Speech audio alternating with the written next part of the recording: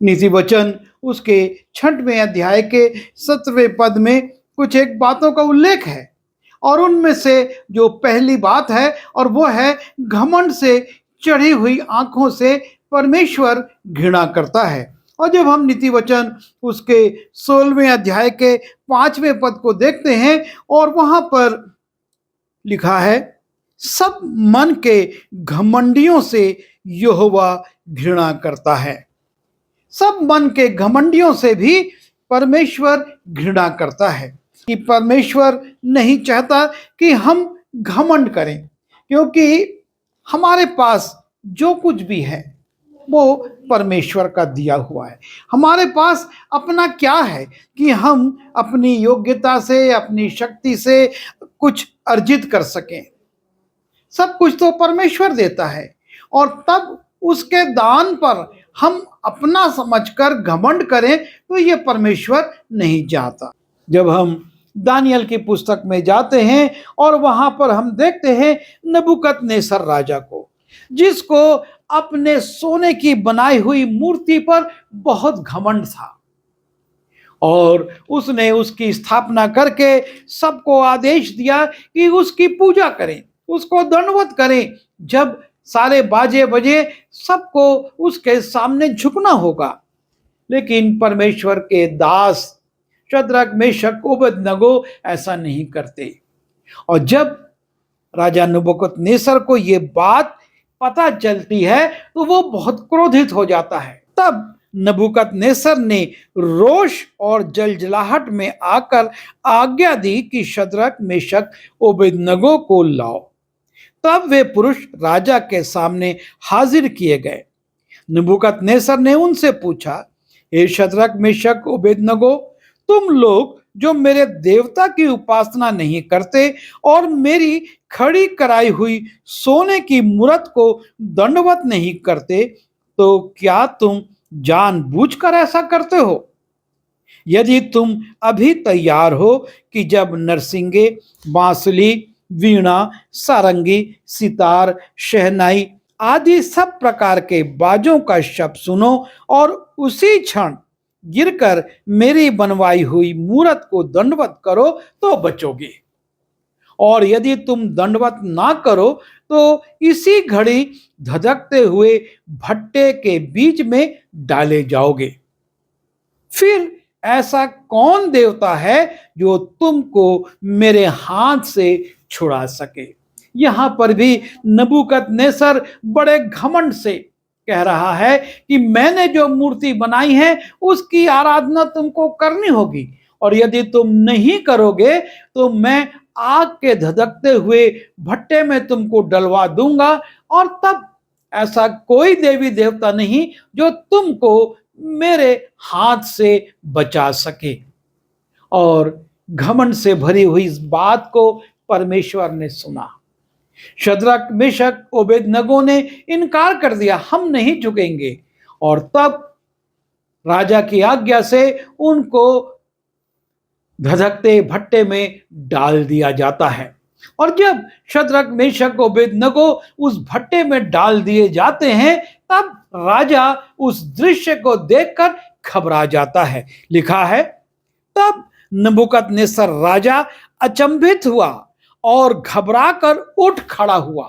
अपने सिंहासन से वो उठ खड़ा होता है और अपने मंत्रियों से पूछने लगा, क्या हमने उस आग के बीच 3 ही पुरुष बंधे हुए नहीं डलवाए? उन्होंने राजा को उत्तर दिया, हाँ राजा, सच बात तो है।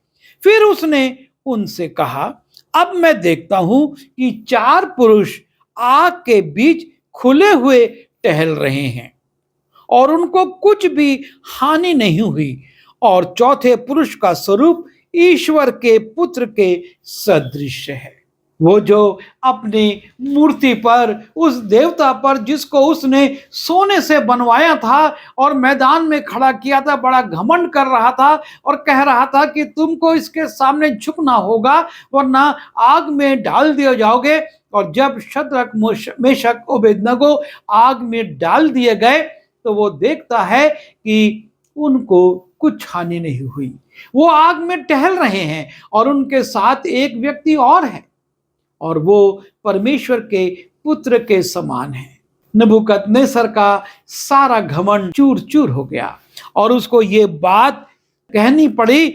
नबूकदनेस्सर कहने लगा, धन्य है शद्रक मेशक ओबेदनगो का परमेश्वर, जिसने अपना दूत भेजकर अपने इन दासों को इसलिए बचाया क्योंकि इन्होंने राजा की आज्ञा ना मानकर उसी पर भरोसा रखा। यह है घमंड से चढ़ी हुई आंखों का परिणाम कि राजा को लज्जित होना पड़ा, आश्चर्यचकित हुआ, अपने मंत्रियों से पूछा और उसके बाद वो स्वीकार करता है शद्रक मेशक ओबेदनगो का परमेश्वर ही सच्चा परमेश्वर है। आगे चौथे अध्याय में हम देखते हैं नबूकदनेस्सर को अपने नगर पर बड़ा घमंड था और वो अपने महल की छत पर जाकर देखता है और जब उसको वो शहर दिखाई देता है कहता है ये सब मैंने बनाया है।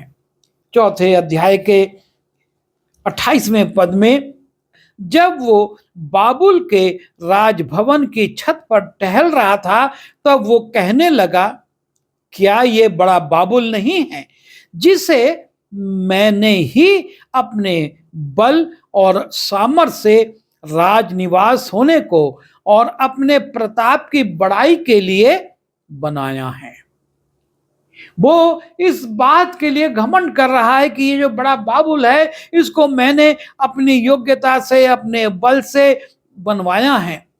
ये वचन राजा के मुंह से निकले भी न थे कि आकाशवाणी हुई, हे राजा नबूकदनेस्सर, तेरे विषय में ये आज्ञा निकली है कि राज्य तेरे हाथ से निकल गया और तू मनुष्यों के बीच से निकाला जाएगा और मैदान के पशुओं के संग रहेगा और बैलों की नाई घास चरेगा।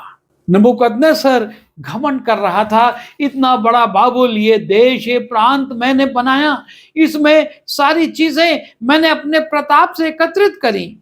और तब परमेश्वर कहता है ये राज्य भी तेरे हाथ से चला गया और तू मनुष्यों में से निकाल दिया गया, तू बैल के समान हो जाएगा। वो मनुष्यों में से निकाला गया और बैलों की नाई घास चरने लगा और उसकी देह आकाश की ओस से, जो महल में सुख विलास से रहता था, उसकी देह आकाश की ओस से भीगती थी, यहां तक कि उसके बाल उकाब के पक्षियों के परों से और उसके नाखून चिड़ियों के चंगुलों के समान बढ़ गए। घमंड करने वाला नबूकदनेस्सर पशु सरीका हो गया। सारी वीरता, सारा प्रताप रखा रह गया, उसका घमंड वहीं के वहीं समाप्त हो गया और वो बैल के समान घास चरने लगा। जो घमंड से बाबुल को देखकर सोच रहा था ये सब मेरा प्रताप है, वो पशु के समान अब घास चर रहा है। परमेश्वर घमंड से भरी आंखों से घृणा करता है, वो उसे देख नहीं सकता। नबूकदनेस्सर राजा अपनी मूर्ति पर घमंड करता है, लेकिन परमेश्वर के सामने उसको लज्जित होना पड़ता है और स्वीकार करना पड़ता है कि शद्रक मेशक ओबेदनगो का परमेश्वर ही सच्चा परमेश्वर है। और जब वो अपने देश पर, अपने प्रांत पर घमंड करता है, वो मनुष्यों से भी निकलकर पशु के समान घास चरने लगता है। जिसने घमंड किया उसके जीवन में पतन आ गया। परमेश्वर घमंड से भरी आंखों से घृणा करता है। वो नहीं चाहता कि मनुष्य के जीवन में घमंड हो, क्योंकि चाहे शक्ति हो, चाहे बुद्धि हो, चाहे खूबसूरती हो और चाहे बड़ा पद हो, जो भी है परमेश्वर की ओर से मनुष्य को दिया जाता है।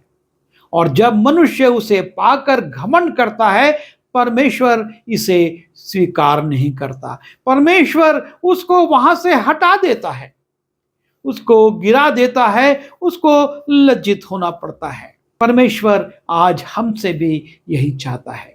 हो सकता है हमारे पास बड़ा पद हो सकता है हमारे पास धन दौलत हमारे पास अच्छी योग्यता अच्छा टैलेंट अच्छा गा बजा सकते हो सकता है हम बहुत खूबसूरत हों, लेकिन ये सब जो है परमेश्वर का दान है, परमेश्वर का अनुग्रह है जो उसने दया करके हमको दिया है। इसमें हमारा कुछ अर्जन नहीं है कि हम कहें कि मैंने अपने आप को इतना खूबसूरत बनाया, मैंने अपनी आवाज को इतना सुंदर बनाया, या मैंने इतना धन अपनी शक्ति से कमाया। परिश्रम सब करते हैं, लेकिन परमेश्वर ने अनुग्रह करके हमको अच्छा घर, अच्छा कपड़ा और अच्छा मकान दिया है। हम इन पर घमंड ना करें, लेकिन बड़ी नम्रता के साथ परमेश्वर को आदर दें और परमेश्वर को सम्मान देते हुए कहें, ये सब परमेश्वर का अनुग्रह है जो मैंने प्राप्त किया है। और जब हम ऐसा करेंगे तो परमेश्वर हमको और बढ़ाएगा। और यदि हम इन बातों पर घमंड करेंगे, दूसरों को तुच्छ समझेंगे, अपनी योग्यता को सर्वश्रेष्ठ दिखाएंगे, तो एक दिन प्रभु हमको भी इन लोगों के समान हटा देगा और हमको लज्जित होना पड़ेगा। प्रभु हमारी सहायता करे कि हम अपने उपलब्धियों पर घमंड ना करें, पर दीनता से प्रभु को आदर मान देते हुए, उसको सम्मान देते हुए अपने जीवन में आगे बढ़ें।